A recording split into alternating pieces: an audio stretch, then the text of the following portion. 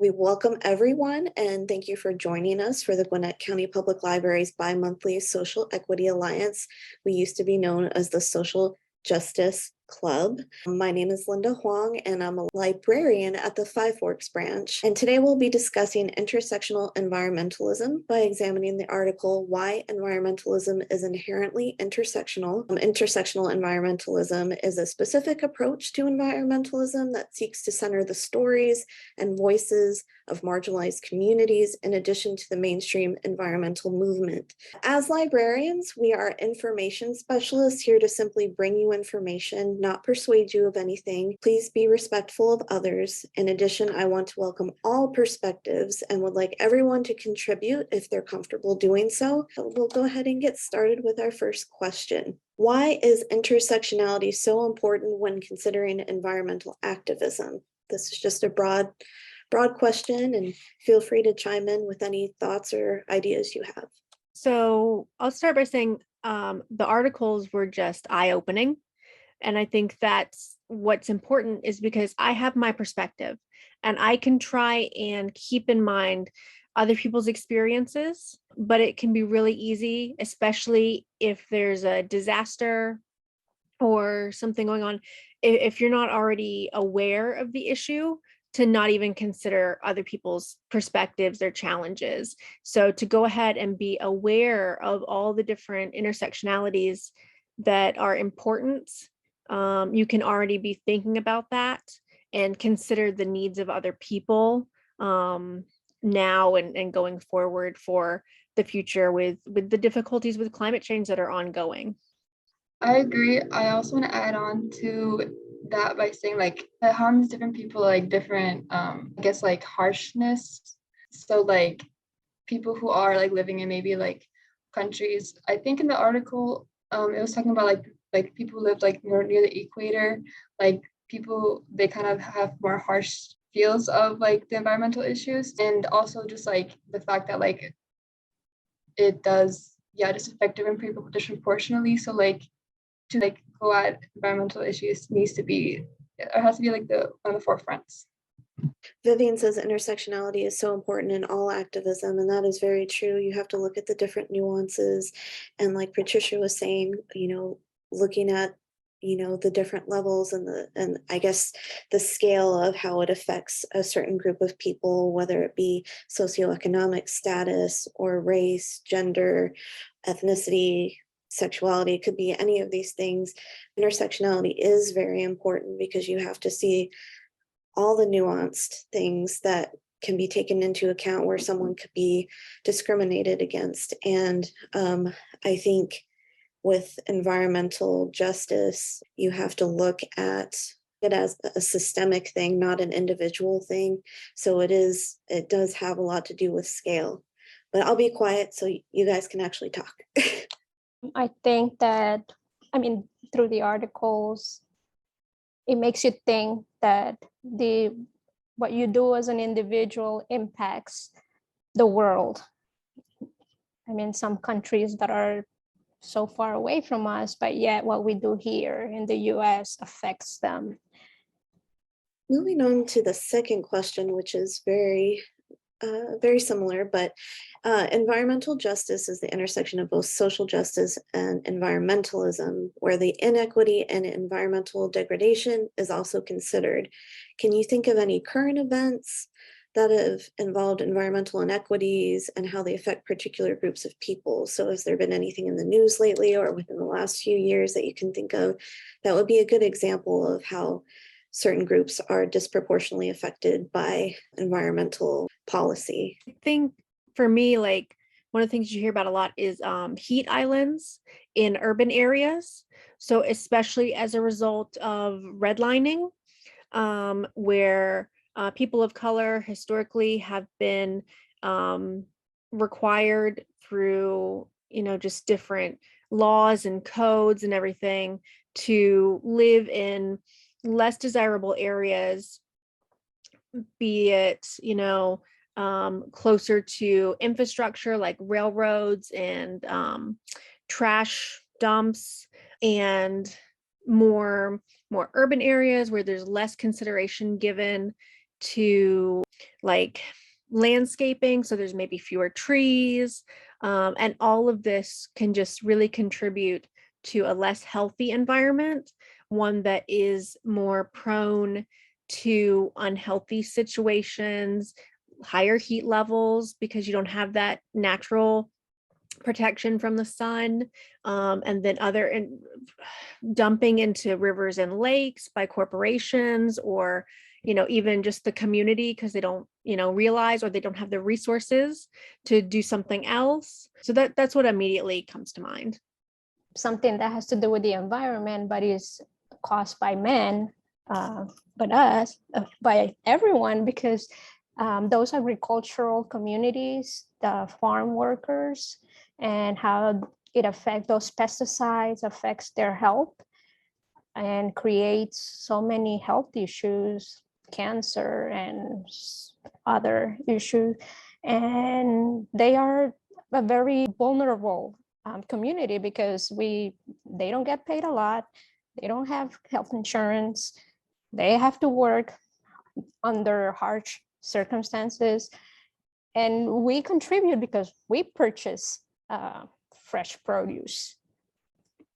And we need to eat too. So we all contribute in one way or another. But sometimes we don't stop and think that our consumerism also creates those environmental issues that affects their health. I like that you brought that up. And I think that also like the consumerism, because especially with food, how much like food we waste, and the fact that like we do, how it does harm farmers, and how, let's say, like, I don't know, I feel like we buy, or even like restaurants, they might like throw away lots of the food, or just like feel wasteful. And when it comes to our consuming habits, so I feel like that is visible in like, I feel like in every aspect, but also the farmers and like that as well, and like the food. Yeah, I know with food waste, it's difficult because having worked in food service, we throw food out at the end of the night, and you get the employees be like, can't we do something with this food? And we would be like, no, because there's health regulations that prevent us from doing this. But I know that there are some localities that have worked and changed laws so that they require the businesses to maintain certain standards, and so then the food can be donated.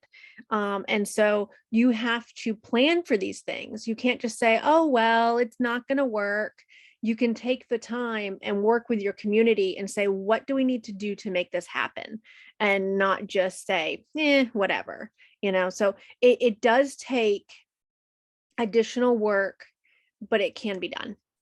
And again, I think it's additional work for everyone, because as consumers, we need to push these businesses to try to do better. And then some governmental agencies need to push businesses to follow those rules and to help people that are less fortunate. So we all need to do something. Okay, I'm going to move on to the next question. So we've already touched on this a little bit, but and it's kind of a good segue from what Lennon was saying. So minority and low income communities are statistically more likely to live in neighborhoods exposed to toxic waste, landfills, highways, and other environmental hazards. According to an article by Leah Thomas called Intersectional Environmentalism, Why Environmental Justice is Essential for a Sustainable Future. What are some steps that we can take as a community to assist other communities that are affected? And what are steps that our governmental institutions could take to mitigate these disparities? So maybe if you have any ideas to elaborate on what you were talking about as far as what could be done. I think it's hard to think about as an individual, because sometimes you feel like you go and you volunteer at a food bank or something like that, and it feels very small. So I think the biggest thing that we can do that is small is to vote, to communicate with our representatives and let them know what's important to us, because a lot of times they don't hear much from the people they represent. And so if they do start hearing about an issue, then that's something that they're like, oh, well, maybe if this matters, this can help me get reelected, because our world is transactional. So we could encourage, government officials, and for things that are so systemic, reparations is one thing. If your family has been living in this area for generations, at this point, and that's led you to have cancer, or led you to a lack of resources, reparations just might be in order. So I feel like for that question, I don't have like a direct solution, but I do feel like just to get closer to like that's a more solution for that is to look at like the roots of the issue, which like obviously like redlining and like policies like that are something, and something happening nowadays is like gentrification of these areas as well. And I just feel like a lot of it is also not just like with the environment, but that's why like I feel like it's also with like the economy as well, because obviously what's driving that is people trying to make money, and like businesses are trying to make money, disproportionately affecting like people who like people of color or people who just have like lower incomes, and probably moving them to places that are again like environmentally not friendly and just like not feasible to live in. So I don't have like a direct answer, but like I feel like looking at that as kind of helps us to like look at the bigger picture. I think it's in a way related to, but maybe not too much, or however you want to think about it. An immediate thing that something that I can think that we can do here in Gwinnett is, for example, right now that we are trying to push the county to improve and create a better public transit. So we all, to go to work, to go to the supermarket, we need to drive. We are causing more environmental issues with our pollution. Yet the county hasn't yet decided to improve the public transportation that could help people who might not be able to drive, people who might not be able to afford car insurance, cars, and gas.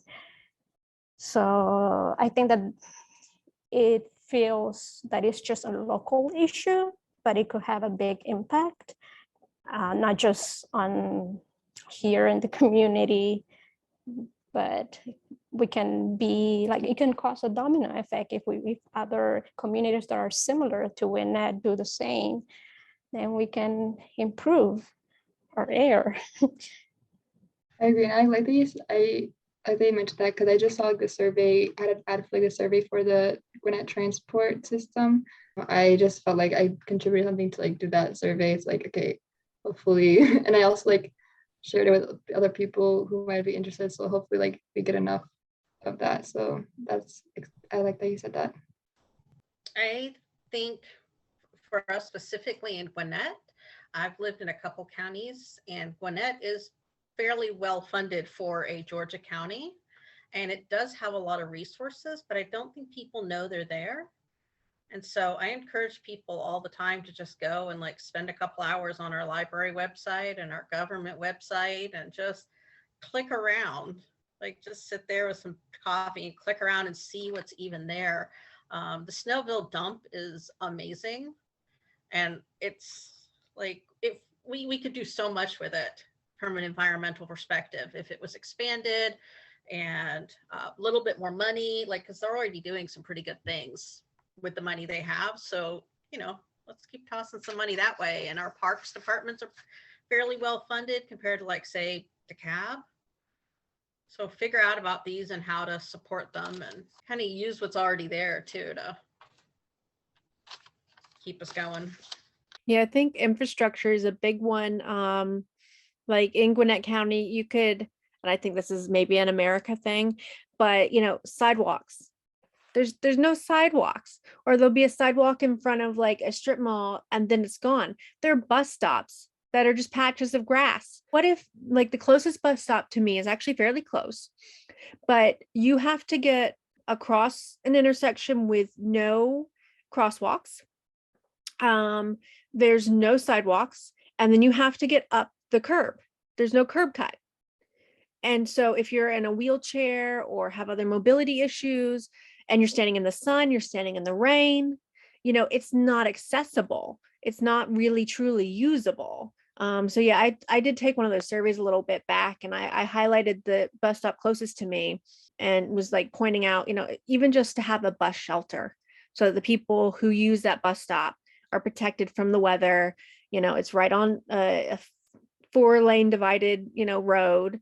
It's dangerous, and you want people to use these, and they don't go all that far.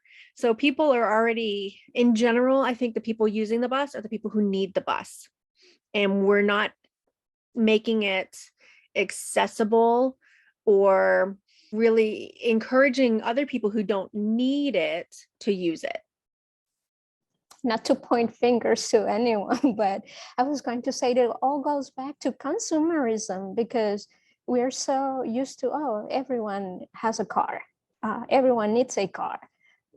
When we can just take the bus or we could walk. I mean, there are some places that are walkable if you make sidewalks. But if you don't have sidewalks, yes, I won't put my life on risk just to go to the supermarket when I can easily take a car to get there.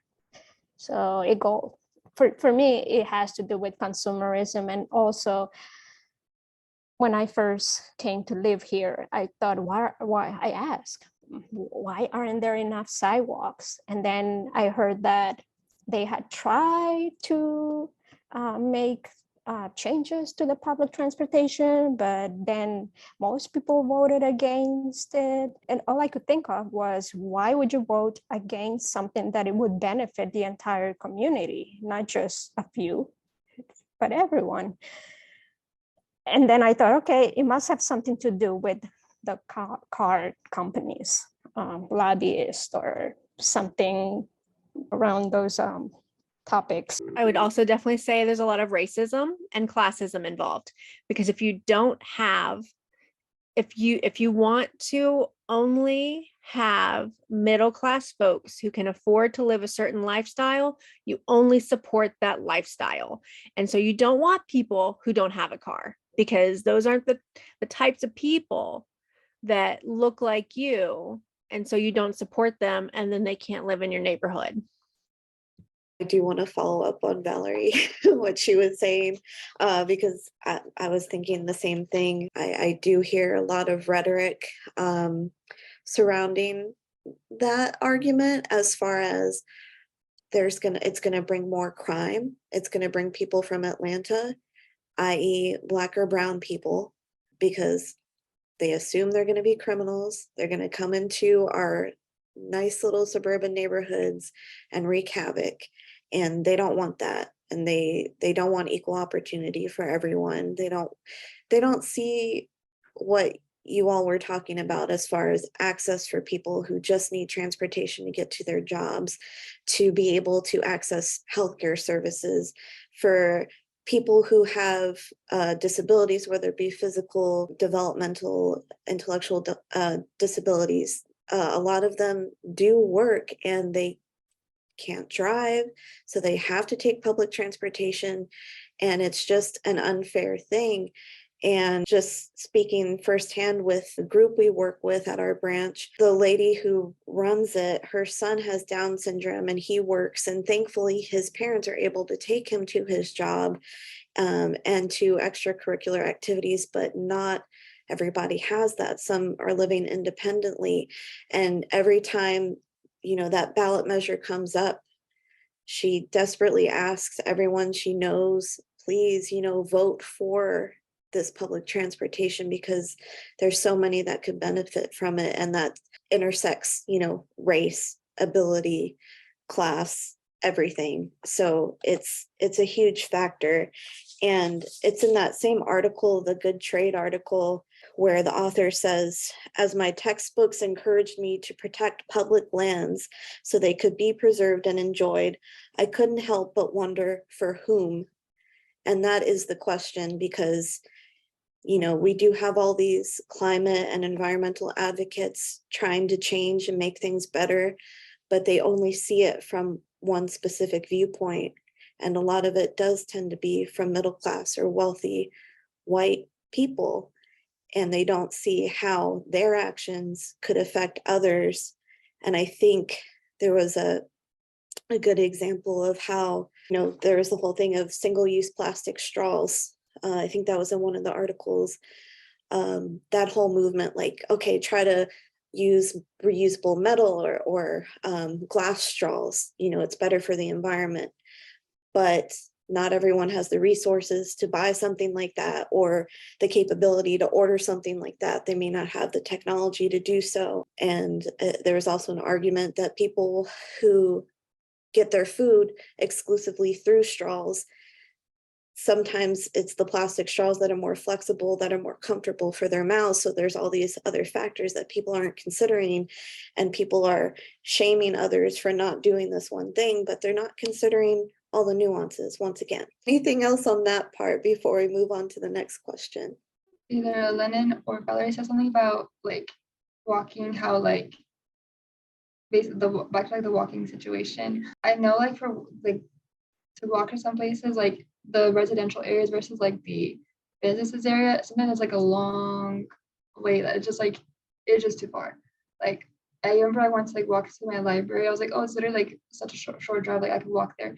It's literally like 40-minute walk, and I was like, why? Like it's just things are just so like sometimes things are like far away, or like I just feel like if we merged, this is how to be like for future development. But like if we merge like residential areas with like businesses areas, I feel like it would help being able to make walking and things more accessible, and like I feel like also help bring communities more together. That's a really great point. And I know they're doing more mixed use developments in Gwinnett County, which is great, but they're not affordable. So if we could have those mixed use places like you were recommending, where you have everything in one area, but make it so that lower income families can live there, that would be, pretty ideal. So I think it's a good point, Patricia. Okay, I'm going to move on to the next one, which was really interesting. How does imperialism affect global environmentalism disparities? How do we move past the idea that it's not our problem? Is it even possible for those in the United States to change their imperialist mindset and take more responsibility for the world's environmental and climate issues?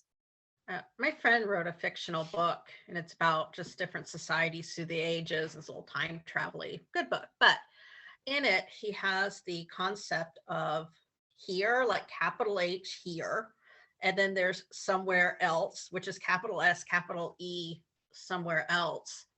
And this whole thing is about thinking about the people who think about here, and the people that think about somewhere else, and the people that think about just like little h here, little h somewhere else, and see it as, there's no lines, there's no like, this is this and that's that. So thinking about that helps me. I think there really is an us versus them mindset. And, there are islands that are sinking right now, but that's a them problem, and we don't think about how the United States and its history, through colonialism and through political influence, has done so much across the world and has contributed to the economies, to the governments, to all of this. And we seem to think it's kind of okay to go in, exert our will, move back out, and just say, peace, good luck, And so I think that we have a responsibility to ensure that those lives that we've touched, it's sort of like, when you go into nature, like leave no trace, that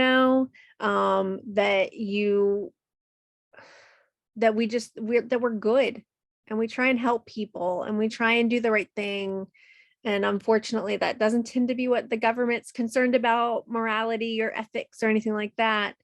But I don't know, that might have been word salad, but that's, That it goes back to thinking that is yes, like you said, most of the time we don't, it doesn't even cross our mind that the little things that we do affect others, and others that are in countries that are already suffering from drought, from flooding, and part of it is because of what we're doing here.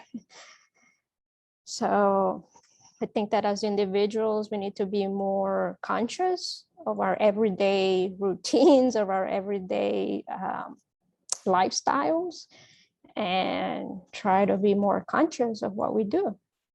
Well, and I know too, recycling has been a big topic. I think there's a big push a couple years ago, like we're going to get recycling. So like Gwinnett changed its like trash company model, and everyone kind of got assigned a company, and you could get a recycling bin. Everyone got a recycling bin, but then you could get a big recycling one, and so everyone's like, yeah, recycling. But then whenever you find out that really it's not getting recycled because it costs more, because just the way things are set up, it costs more. And that we are literally selling our trash to other countries for them to deal with.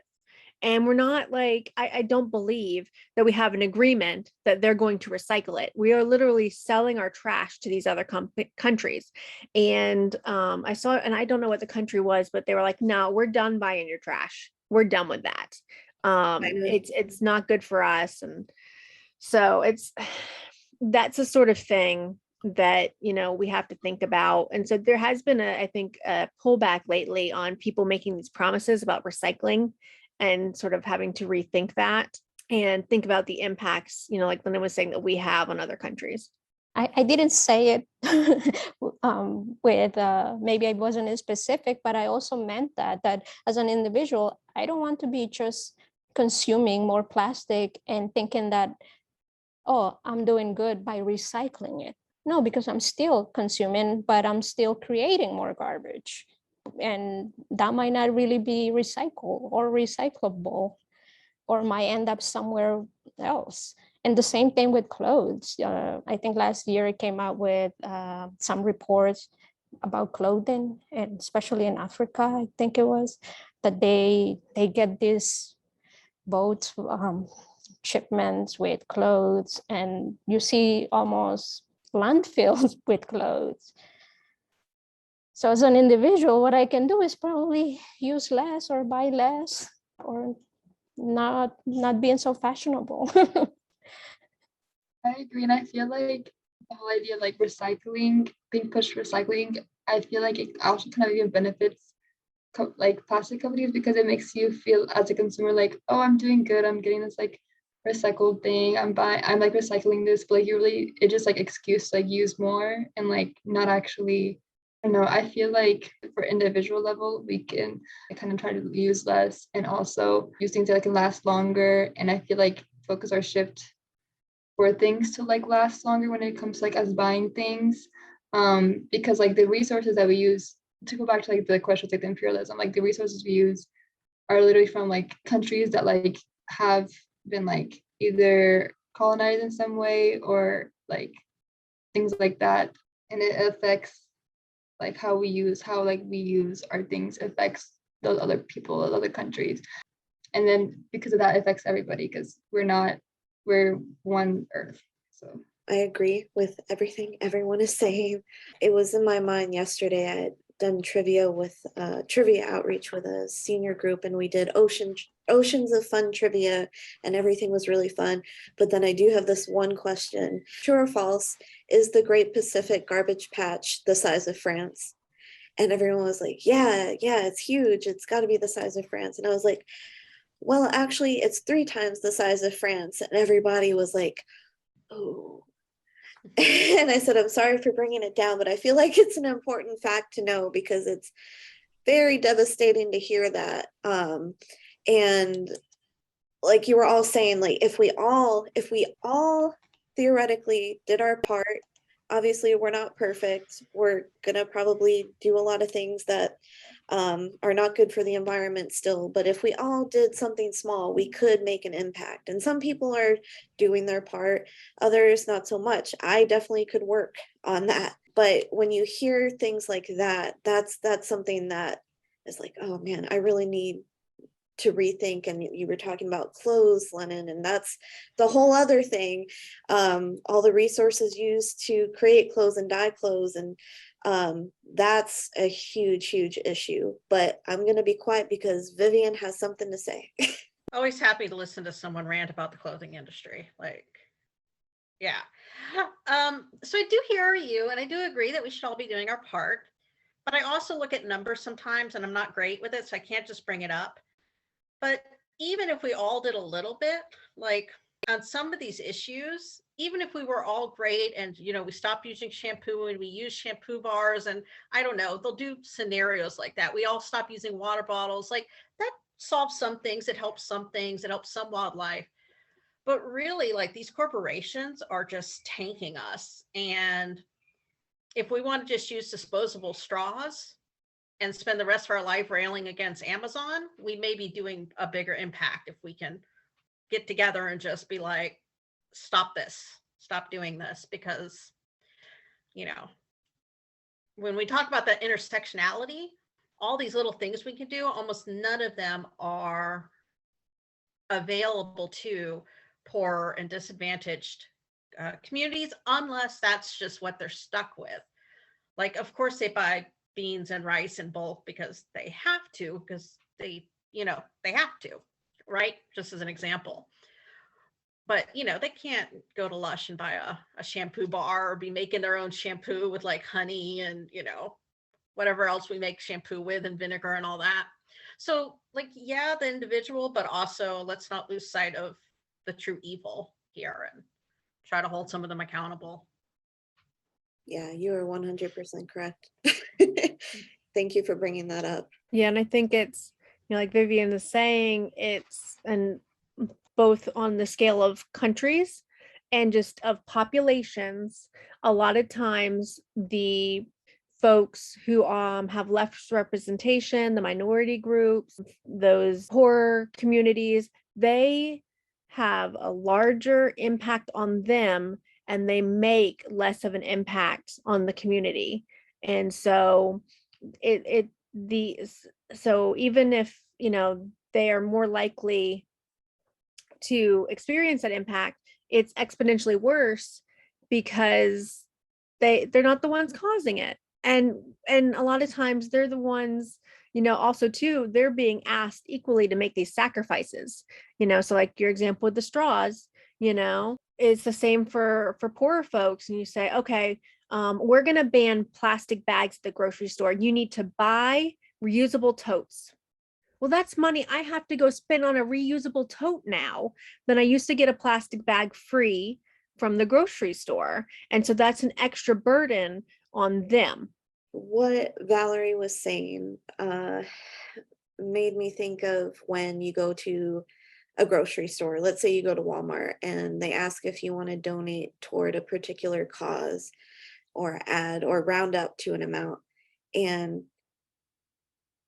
part of me, I do tend to donate, but now that I kind of hear the other side of it too, is like, well, maybe the organization could just donate anyway. They could be doing their part because, like Vivian was saying, you know, the corporations, the government should really be doing their part as a whole. It shouldn't fall on the individual to have to take care of everything, especially if you're an individual who is voting to make these positive changes. You know, these politicians, these people in power should be the ones actually making these things happen. And I feel like there's a lot of lip service, as there usually is in politics, where they said, oh, that should be done. Yeah, we should do that. Why isn't that being done? It's like, you're the person that's supposed to be taking care of that. You're the one that has the power to make that happen. Why isn't it happening? I voted for you so you could do that. And it's so frustrating. And I just, I really am not being a good moderator tonight, but it is very upsetting. It is extremely upsetting. I think I have one tiny thing, and I just haven't heard it as voiced. And I think all of imperialism across all of, like, anywhere you see it, is listening and not us deciding. I'm just going to assume, I mean, y'all are in houses, you have internet. I'm going to assume you have some sort of privilege. Also, skin tones here, just going to just guess that you have some privilege. But if you don't, I'm really sorry. And if I'm not including you, I apologize. But while we're sitting here trying to solve it, I think it's always really important to ask the people affected, what can we do? And then to be very quiet and listen for a long time, and then to believe them and do that as well. And I just wanted to give that a voice. Read a really good book by Vanessa Nakate. I don't know if I'm saying her last name right. She's from Uganda. If you remember, a couple years back, they had the Youth Climate Meeting Summit in Europe, and there were the picture of like 3 or 4 white kids, and then the black girl got cut out of the picture. That's her. So really great book. It was a quick read, but even she had a situation where she was advocating for the forest in the Democratic Republic of Congo.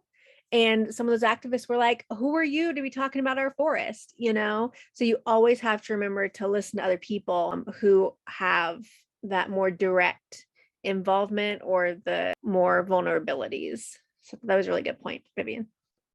I agree. And I think an example of like, I remember, well, it's like just from like what I've read and what I've heard about, but like that is an example of what like the Black Panther organization, what like a good thing they did is like they listened to the people that they were trying to help. And I think there's some things we could like learn from that. And yeah, I agree. That's true. Excellent points. I think it was the second article that was linked also said questions to ask yourself instead of taking a savior approach, such as how can I save these people? Be an intersectional advocate and ask, how can I use my privilege to amplify the work already being done? So that's exactly what you were saying, Vivian, and what everyone else was following up with. That is a huge thing. Anytime you're working with a community that you're not a part of, you do need to make sure that their voices are being heard and that you are doing what they need and what they want, because ultimately it's from their perspective and it's their life. It's going to affect them. I would just share the article, I think, that to me was the one that I hadn't considered necessarily as much, was the climate justice must include all women, and talking about the difficulties that especially trans women face. You know, and it's something that, you know, I've considered, you know, the difficulties that trans women have faced, but not necessarily in this relationship to this topic. So this particular intersectionality. So I thought that was just really powerful article. I want to say, first of all, thank you all for coming. This was very exciting. Our next session is on Thursday, October 20th at 6:30 p.m. So we do it on Thursdays, 6:30 every other month. We're going to be discussing why Black and Indigenous people of color have difficulties accessing mental health care. So we're going to be looking at the intersection of race, ethnicity, and mental health. So registration is required, as you know, and you can sign up by going to www.gwinnettpl.org and clicking on the calendar link for October 20th, or just doing a search. You can also call our customer contact center at 770-978-5154. The link should be up shortly if it's not already. And I really hope I see you all then, because this was really wonderful.